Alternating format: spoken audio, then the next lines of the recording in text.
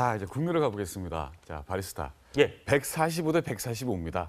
절묘한 숫자 같은데요? 그러게요. 정말 절묘하고 아마 여권 입장에서는 얄궂은 숫자가 나왔습니다. 어제 293명의 국회의원이 그러니까 뭐 불가피한 이유로 구속돼 있거나 뭐 출장 중이거나 국회 나오기 좀 낯뜨겁거나 이런 몇 분 빼놓고 293분이 나와서 147표, 147표만 있었으면 통과될 건데 딱 2표 차이였어요. 그러게요. 무효표, 기권표도 3표였거든요. 물론 무효표는 부자, 그러니까 반대한다는 부자를 잘못 적었다고 보이니까 그 사람들도 반대한 거로 보이긴 하지만 어쨌든 145 대 145, 기권 1표, 무효 2표 이렇게 해서 부결이 됐는데 헌정사상 헌법재판소장이 저렇게 표결까지 가서 부결된 게 처음입니다. 그리고 문재인 정부 들어와서 이렇게 인준안이 부결된 것도 처음입니다. 그래서 아마도 여러 가지 의미가 있을 텐데 그 지금 인사, 특히 사법부 인사에 대해서 너무 독단적이지 않느냐라는 그런 데에 대한 경고.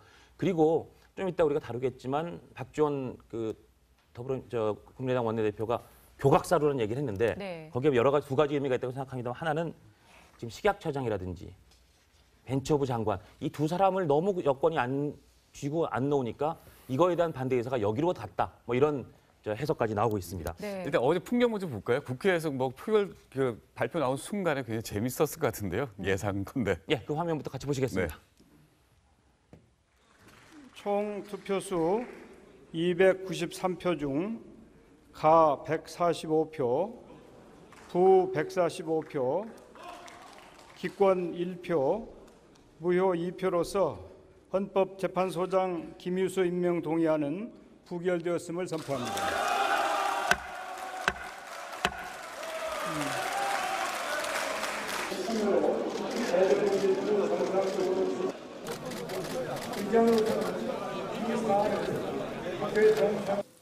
무책임의 극치, 반대를 위한 반대로 기록될 것입니다. 국민의 기대를 저버린 국민의 기대를 철저하게 배반한 것입니다. 네, 민주당은 정말 그 당혹감을 감추지 못했는데요. 사실 이 2표 차이, 국민의당이 도와주기 때문에 충분히 될 것이다라고 믿었던 것 같아요. 직권상정으로 이제 투표에 의결을 했는데 원인을 뭐라고 보시나요? 먼저 말씀하실래요? 글쎄요, 이런 사안들이 보통 발생하면은 여기저기 잘못들이 있죠. 근데 우선 짚고 넘어가고 싶은 것은 이제 집권 여당이 어떤 안이한 태도, 이런 부분들이 분명히 작용을 했겠지만 저는 좀 전에도 장면에 나왔습니다만은 부결이 선포되는 순간 자유한국당이 저렇게 환호하는 이유를 잘 모르겠습니다. 어떻게 보면은 발목 제대로 잡았다라고 하는 느낌을 그런 모습을 보여주는 건데 절대로 환호할 일이 아닙니다. 지금 하나의 헌법기관이라고 하는 것이 소장을 두지 못하고 있는 어떻게 보면은 제대로 작동하지 못하는 것에 대해서 통탄을 해야 되는 게 맞습니다. 물론 자기네들의 어떤 정당의 뜻이나 이런 거에 따라서 반대표를 던지는 거는 국회의원으로서 자유로운 어떤 행태일 수가 있지만 국가가 제대로 운영되지 못하고 있는 것에 대해서는 좀 어떻게 국민과 더불어 안타까움을 좀 표해야 되는데 환호했다 제대로 그다음에 이렇게 지금 언론에도 나오지만 막 포옹하고 도대체 국가라고 하는 게 이분들에게는 언제 있었는지 또 한 가지 조금만 더 지적드린다면은 지난 우리가 4년 동안 왜 이렇게 국가가 국정이 정말 엉망이 되는지에 대한 그런 모습들을 본다는 거에 대해서 좀 통탄하고요. 물론 여당도 좀 안이해가지고 표 계산 잘못하고 이런 부분에 대한 책임은 분명히 있겠습니다만은 여러 당의 입장이 있겠습니다만은 국민의당이 지금 오늘 이제 여러 가지 평가가 나오고 있습니다. 잘했느니 어떤 존재감을 부각한 게 아니냐. 또 근데 한편으로 생각하면은 지금 호남에서 지금 어떤 민심이 일어날지는 좀 더 두고 봐야겠습니다만은 이것이 지방선거에 어떻게 보면 국민의당에게 불리하게 작용할 수도 있는 부분입니다. 왜 이렇게 자꾸 반대만 하나 이런 부분들이 있기 때문에 그 부분에 대해서는 이제 좀 더 추이를 좀 관망해야 되는 게 아닌가 그런 생각을 해봅니다. 그래요. 그 말씀하신 대로 오랜 공백기를 지금 겪고 있는 헌법재판소장의 임명동의안이 부결된 그 순간 환호를 지르는 것은 저는 별로 제가 보기에도 그렇게 좋아 보이지 않습니다. 그런데 박근혜 대통령 탄핵한 이후에 당시 야당에서 보였던 태도 크게 다르지 않았던 것 같습니다. 그런 점에서 유독 어제 보인 한국당의 태도만 질타할 상황은 아닌 것 같다. 여야 모두 수십 년 동안 당략 정치 해온 것은 우리 국민이 다 알고 있는 거 아니에요. 이런 말씀 우선 드리고요. 저는 이 문제와 관련해서 야당한테 책임을 묻는 것은 그건 좀 번지수가 잘못됐다. 이렇게 생각합니다. 왜 그러냐면요.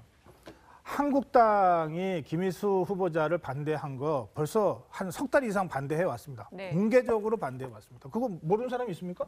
바른정당이 반대한 거 모르는 사람 있습니까? 예. 민주당이 찬성한 것도 다 알아요. 그래 국민의당은 여러 가지 상황을 고려해서 결국 어제 의총을 열어서 크로스보팅을 당론을 결정했습니다. 각자 알아서 선택하라 이렇게 했잖아요. 자, 그럼 그런 상태에서 민주당이 표결을 강행했습니다. 네, 사실은 며칠 좀 늦춰서 하자고 했던 야당의 요구를 받아들이지 않고 네. 한 겁니다. 그렇죠. 직권상정해버렸네. 그렇죠. 직권상정한 겁니다. 예. 그만큼 자신이 자, 있었다는 그리고 얘기 아닙니까? 그때 155표는 확보했다고 하는 것이 네. 민주당 원내 지도부의 얘기였습니다. 그러니까 155 만약에 이 표가 뭐 147표가 필요한데 150표밖에 안 되는 것 같다. 이겨도 3표 정도밖에 안 된다. 이러면 불안해서라도 아마 네. 조금 더 작업을 했을 거예요. 155표를 확보했다고 확신을 하니까 그렇다면 한두 표의 이탈이 있어도 통과시킬 수 있다고 밀어붙인 거 아니겠습니까? 안 될지도 모른다고 생각했으면 어떻게 밀어붙입니까? 그렇죠. 그러니까 그렇다면 도대체 누가 잘못한 겁니까? 집권당 원내 지도부는 이런 상황에 대비해서 정말 면밀하게 활동도 하고 작업도 해야 되지만 최악의 경우를 대비한 컨팅전시도 갖고 있는 겁니다. 그런데 정작 그런 일이 말하자면 국가 경영이라는 관점에서는 엄청난 사고가 난 거예요. 네. 대통령 입장에서는 정말 망연자실할 수밖에 없는데 이런 상황에 여당에서 나온 첫 마디가 야당 때문에 이렇게 됐다라고 한다면 그건 몰랐냐 이 말이에요. 그런 점에서 저는 어제의 이 상황은 뭐 입이 10개라도 이건 집권당의 책임이고 네. 더 나아가면 왜 협치를 안 했을까? 네. 네. 대통령이 70% 80%의 압도적인 국민 지지를 받고 있기 때문에 그냥 이렇게 밀고 나가면 된다고 안이하게 생각한 건 아닌가 네. 이런 생각을 제가 금할 수가 없습니다. 짧게만 저도 좀 네. 부연 설명드리자면은 말씀하신 것처럼 국민 지지가 지금 한 70% 물론 최근에 뭐 좀 내려갔습니다만은 70%에 육박하고 있는 대통령 지지 내지는 여권에 대한 지지가 있음에도 불구하고 야권 아까 말씀하신 것처럼 바른정당과 자유한국당은 진짜 처음부터 이 정부가 출범한 지난 한 100일 동안 거의 초지일관 거의 뭐 반대를 위한 반대라고까지 지금 일컬어지는 정도의 요지부동의 상태를 지금 계속 보이고 있습니다. 그것은 결국 말하면 국민들은 지금 어떻게 보면 정부에게 좀 힘을 실어달라고 하는 여론이 형성되고 있는데 그것을 전혀 지금 반영하지 않는 정치를 하고 있는 게 아닌가라는 비난 역시 받을 수밖에 없는 상황이고요. 말씀하신 것처럼 저도 지금까지 대한민국의 어떤 정치가 여야의 이런 식의 치닫는 장면 이런 것들은 정말로 이제 좀 불식했으면 하는 그런 바람입니다. 예, 그럼 어제 두 분의 말씀을 정리를 하면은 한쪽에서는 무책임의 극치라고 야당을 비난하고 있고 한쪽에서는 촛불의 대의를 마치 자신들만 가진 거들먹댔다는 비난도 있습니다. 네. 그 가운데 국민의당과 안철수 대표가 있지 않나 그런 생각이 듭니다. 그렇죠. 캐스팅부터 지고 있는 거니까요. 네, 그렇습니다. 어떤가요? 예. 그런데 저는 이 국민의당이 저걸 캐스팅 보트라고 해야 될지 좀 캐스팅 보트라고 우리가 얘기를 할 때는 국민의당이 당론으로 이번에는 안 돼, 이번에는 돼 이렇게 해서 전국 흐름을 영향을 줄 때 이게 캐스팅 보트라고 네. 하는데 네. 어제 국민의당은 의원 개개인한테 헌법기관으로서 알아서 판단하라고 맡겨버린 거거든요. 물론 안철수 대표의 마지막 그 의총에서의 발언을 보면 부정적 기류가 일으키긴 합니다. 그러나 단 한 번도 부표 던지십시오 이렇게 얘기한 게 아니에요. 예. 그래서 국민의당이 각자가 알아서 판단한 것이고요. 네. 그것을 전제로 민주당에서도 국민의당이 이 39명의 의원들이 가를 던질까 불을 던질까를 면밀히 계산했다는 거 아닙니까? 네. 그 결과 10표 이상의 오차가 난 거예요. 네. 그렇다면 이걸 가지고 국민의당이 캐스팅 보트를 행사했다고 봐야 되는 것인가? 아니면 정말 제대로 된 이 크로스 보팅, 교차 투표가 이 구현이 된 그런 현장이라고 우리가 적극적으로 봐줘야 될 것인가? 이런 점이 좀 있고요. 네. 제가 짧게 한 말씀만 더 드리면 최근에 그 전술핵무기와 관련된 여론조사에서 여당과 정부의 공식 입장과는 다르게 야당의 입장을 지지하는 국민들이 다수라고 하는 것이 조사되고 있지 않습니까? 또 얼마 전에 원전과 관련돼서 탈원전과 관련돼서도 원전 중단에 반대하는 말하자면 원전 건설이 필요하다고 생각하는 여론이 점점 많아지고 있는 것을 우리가 여론조사에서 확인하지 않습니까? 그리고 어제 이제 국회에서 김희수 후보자에 대한 부결이 있었습니다. 이게 전체적으로 저는 정부, 여당, 청와대가 이게 뭔가 대통령의 지지도는 여전히 높지만 전국의 흐름이 조금 바뀌고 있는 거 아니냐라고 정말 긴장감을 갖고 잘 살펴봐야 될 대목이 됐다고 생각합니다. 네. 그래서 지금이라도 지금까지와는 좀 다른 방식으로 정말 실질적인 협치, 정말 겸손하게 야당과 손을 잡고 협조를 구하는 이런 식의 정치로 지금 전환을 해야 이 위기, 상당히 심각한 위기거든요. 이 위기를 현명하게 극복할 수 있지 않냐. 그런 점에서 일단 중지하고 원점에서 한번 전국 전반을 되돌아보는 이런 시간을 갖는 것을 제가 조언하고 싶습니다. 어제 이낙연 총리도 역시 문재인 정부에서 아쉬운 것은 협치다 그렇죠. 이런 얘기 한 부분을 좀 새겨들을 정세균 의장도 그 얘기를 했거든요. 네. 자, 어제 네. 인준란의 후폭풍 몇 가지 디테일을 잠깐만 짚어보겠습니다. 아까 교각사로 얘기 제가 또 다른 의미가 있다 그랬는데 네. 인사 잘못하는 거를 야당 입장에서는 인준 때 풀 수밖에 없어요. 왜냐하면 청문회는 웬만하면 청문회 끝나면 임명해 버리니까. 예. 이번 어떻게 보면 인준에서 이낙연 총리 때는 뭐 그때 그런 인준에 어떤 여력이 없었을 때니까 풀었다는 생각이 들고요. 식약처장이라든지 벤처부 장관에 대한 거부감이. 네. 문제는 교각서로의 또 다른 의미는 제가 볼 때 아까도 잠깐 우리 이 의원님 말씀하셨지만 만약에 호남에서 호남 민심 지금 문재인 대통령 지지하고요. 김희수 낭만 후보자 호남 출신이고요. 네. 호남에서 왜 국민의당이 이 발목을 잡았냐라는 반론, 후폭풍 생길 가능성은 아마 교각사루라는 의미의 저는 중의법으로 박지원 원내대표가 담았다고 생각을 합니다. 네. 또 하나는 안철수 대표가 지금 원래 정저준했던 거는 김희수 헌법재판소장 후보자가 아니라 김명수 대법원장 후보자예요. 네. 오늘 청문회 시작하는데 그렇죠. 그럼 여기를 낙마시켰으면 그럼 김명수 대법원장 후보자도 낙마를 정말 시킬 거냐? 원래 계산대로면 여기 시켰으면 여기도 낙마시킨 게 맞거든요. 낙마가 될 것이냐 시킬 것이냐 이것도 제가 볼 때는 이 전국의 또 다른 핵이 될 것이고 네. 다음 헌법재판소장 과연 어떻게 할 것이냐 이것도 핵입니다. 왜냐하면 우리나라 그 헌법재판소장 임명 규정이 되게 이상하게 돼 있어요.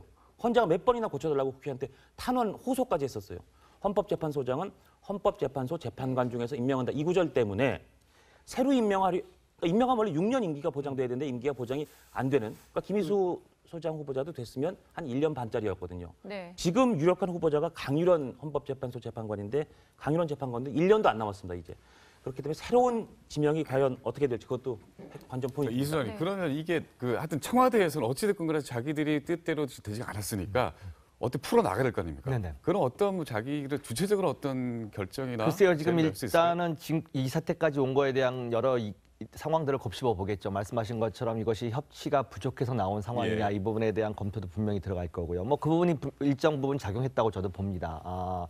어떻게 보면은 국민의당의 마음을 좀 더 잡을 수 있는 그런 여력은 없었을까 이런 부분들이 있겠습니다만은 저는 요번에 사태 이제 안철수 대표는 뭐 이제 20대 국회는 국민의당이 결정하는 지금 이 국회가 됐다라고 말씀을 하셨는데 저는 사실 그 부분에 대해서 좀 의아합니다. 왜냐하면은 비록 지금 헌법소장에 대한 부결로 인해 가지고 대통령이나 여당이 정책 타격을 받는 거에 대해서는 이론의 여지가 없는데 문제는 헌법재판소는 그래도 또 정부와는 독립되어 있는 기관입니다. 8인 체제로 당분간은 갈 수밖에 없는 상황인데 지금 여러분들이 지적하셨습니다만은 국민의당으로 인해 가지고 지금 헌법소장이 부결됐다라는 거는 지금 다 알고 있는 상황에서 호남의 민심이 지금 어떻게 움직이느냐에 따라서 국민의당은 이것이 잘못된 선택이었다라는 결론이 날 수 있는 상황입니다. 절대로.